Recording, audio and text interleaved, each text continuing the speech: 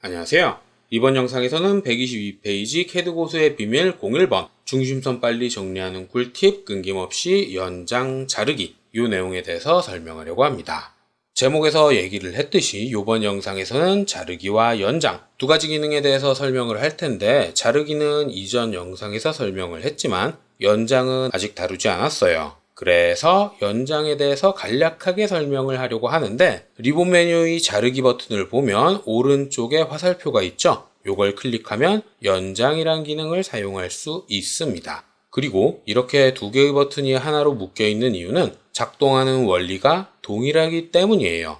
자르기 같은 경우엔 다른 객체와 만날 때까지 잘라내는 거고, 연장은 다른 객체와 만날 때까지 늘리는 기능입니다. 하나는 자르는 거고 하나는 늘리는 거고, 그런데 그 기준은 동일하죠. 다른 객체까지라는 건 똑같은 기능이란 뜻이에요.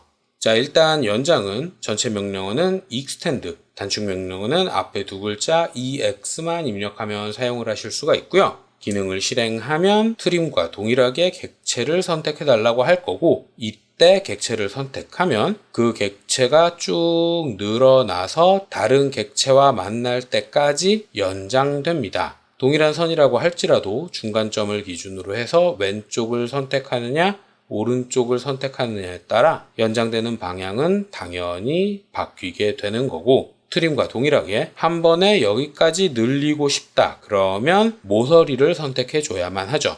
자르기에서는 절단 모서리였지만 익스텐드, 연장에서는 경계 모서리라고 하고요. 여기까지 한 번에 늘려라, 이렇게 한 번에 늘어나도록 지정해 줄 수 있다는 뜻입니다. 자, 근데 기능을 실행할 때 마우스 커서 오른쪽을 보면 메시지가 길게 표시가 되고 있죠? 연장할 객체 선택 또는 Shift 키를 누른 채 선택하여 자르기. 여기에서 자르기가 트림이란 뜻이에요. 즉, 익스텐드를 실행하다가 Shift 키를 꾹 누르고 있으면 트림, 자르기란 기능이 실행이 된다는 뜻이죠. 그리고 반대로 트림이란 기능을 실행할 때에도 마우스 커서 옆에 보면 Shift 키를 누른 채 선택하여 확장. 여기에서 확장이 영어로는 extend예요. 번역이 이상하게 된 건데, 트림으로 객체를 잘라내다가 키보드의 Shift를 누른 상태에서 객체를 선택하게 되면 연장이란 기능이 실행된다는 뜻입니다. 그리고 트림을 실행할 때 어디까지 한 번에 잘라내겠다, 그걸 절단 모서리를 설정해서 지정을 할 수가 있었죠. 그리고 이렇게 절단 모서리를 선택한 상태에서도 Shift를 누르면 연장이 실행되고, 때문에 선택을 하면 한 번에 지정한 위치까지 늘어나기도 한다는 뜻입니다. 절단 모서리랑 경계 모서리랑 용어만 다른 거지 기능적인 면은 같은 거예요. 요게 이번 영상에서 설명할 첫 번째 내용이었습니다. 책에서는 이 내용을 예제를 통해서 설명하고 있는데, 이 세 개의 선을 요 선의 연장선까지 잘라내려면 일단 직접 교차하고 있지 않으니까 이걸 늘려줘야겠죠. 그립을 사용해서 늘려도 되지만 트림이란 기능을 실행하고 그런 다음 객체를 바로 선택하면 너무 많이 잘리게 되니까 직접 자르기 전에 Shift를 누른 상태에서 객체를 선택해서 일단 한번 늘리고, 그런 다음 잘라내고 다시 늘어난 부분을 잘라주면 되는 겁니다. 이 과정을 연습을 통해서 설명을 하고 있는 거죠. 트림을 실행하다가 Shift를 누르면 연장을 쓸 수 있다. 반대로 연장을 사용하고 있다가도 Shift를 누르면 자르기를 쓸 수 있구나. 이 내용을 이해하시면 됩니다. 자, 그리고 여기에서 다음 내용으로 넘어가기 전에 책에서 설명하지 않은 내용을 몇 가지만 설명을 하자면, 연장이란 기능은 선택한 객체를 늘려주죠. 이때 방향은 선택한 객체가 갖고 있는 방향 그대로 늘려주게 되는데, 이건 선이나 폴리선, 직선에만 사용할 수 있는 건 아니에요.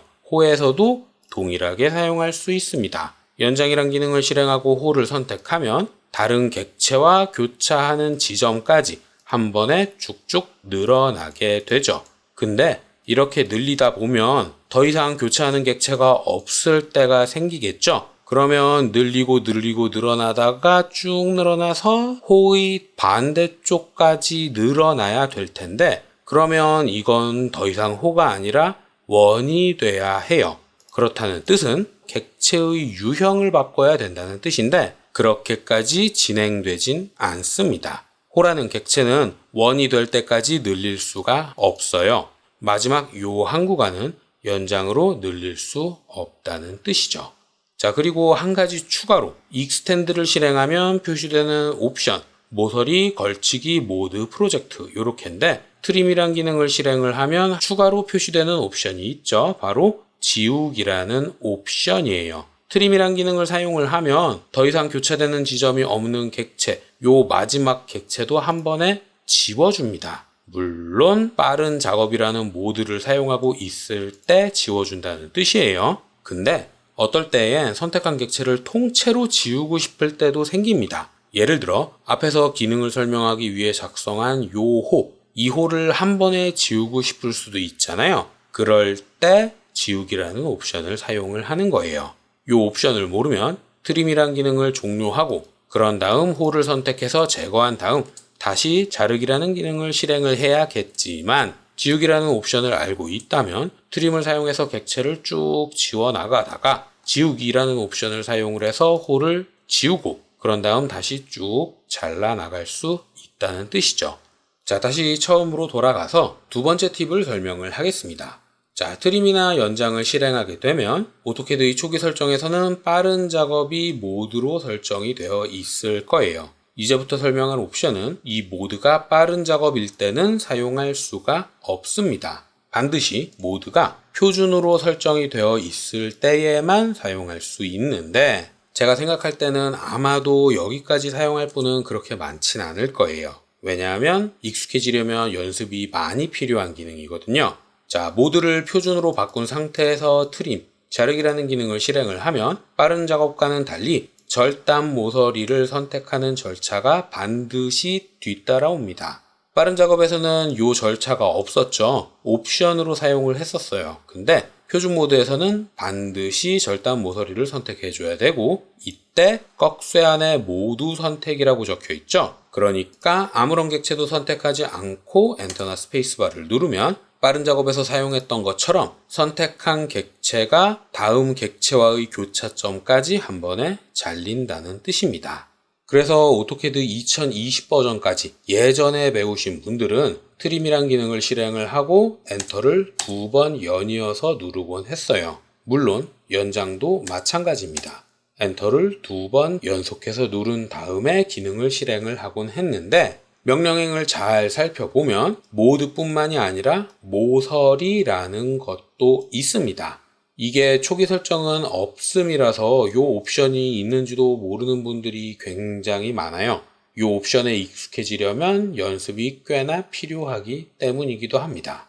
자, 다시 본론으로 돌아와서 연장이나 자르기를 실행을 하면 모서리라는 옵션을 사용을 할 수 있어요. 그리고 이제부터 설명할 게 요 모서리라는 옵션입니다. 초기 설정은 연장 안함이라서 객체를 선택하면 다음 교차점까지 한 번에 잘리게 되죠.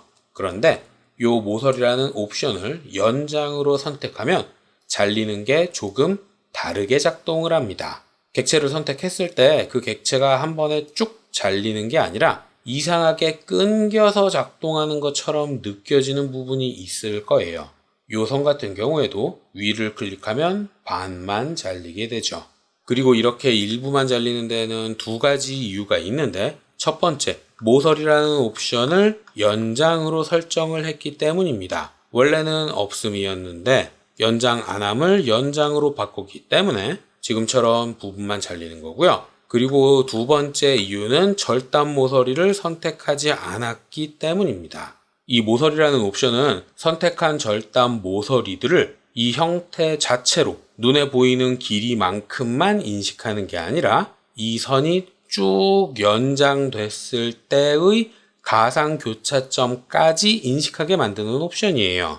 그래서 제가 앞에서 트림을 사용을 하고 모서리를 연장으로 바꿨을 때 요렇게 선택을 하면 제가 선택한 지점을 기준으로 요 위에 있는 선이 연장됐을 때, 그리고 아래쪽에 있는 선이 연장됐을 때 이 가상의 교차점들을 절단 모서리로 사용하게 됩니다. 그래서 일부만 잘리게 되는 거죠. 자, 근데 만약 제가 절단 모서리를 밑에 선으로만 선택을 했다. 그러면 위에서는 절단 모서리가 아니죠. 그렇기 때문에 모서리라는 옵션을 연장으로 설정을 하면 선택한 객체들이 한 번에 잘리게 되는 거예요. 자, 다시 원상태로 돌아가서 앞에서 연습 문제를 통해서 진행을 했던 게 요 객체의 연장선까지 이 세 개의 선을 잘라내는 거였잖아요. 그리고 그러기 위해서 연장이란 기능을 사용을 해서 가로선을 늘렸고, 그런 다음 세로선을 잘라냈고, 그리고 필요 없는 보조선을 다시 잘라냈었어요. 이런 복잡한 과정을 거쳤었는데 트림의 모서리 옵션을 사용할 수 있다면 절단 모서리로 요 선만 선택해서 이 선의 연장선을 인식하게 만들어 두고, 그런 다음 모서리를 연장으로 바꿔서 한 번에 잘라낼 수 있다는 뜻입니다. 다음번에 헷갈리지 않도록 모서리 옵션은 다시 연장 안함으로 바꿔주는 과정이 필요하긴 하지만 전체적인 작업 절차가 간소화되죠. 저는 굉장히 간단한 도면을 예제로 설명을 했지만 실제 회사에서 사용할 도면은 이거보다 훨씬 더 복잡하단 말이에요. 그래서 이 기능도 알고 있으면 활용할 일이 반드시 생기긴 합니다.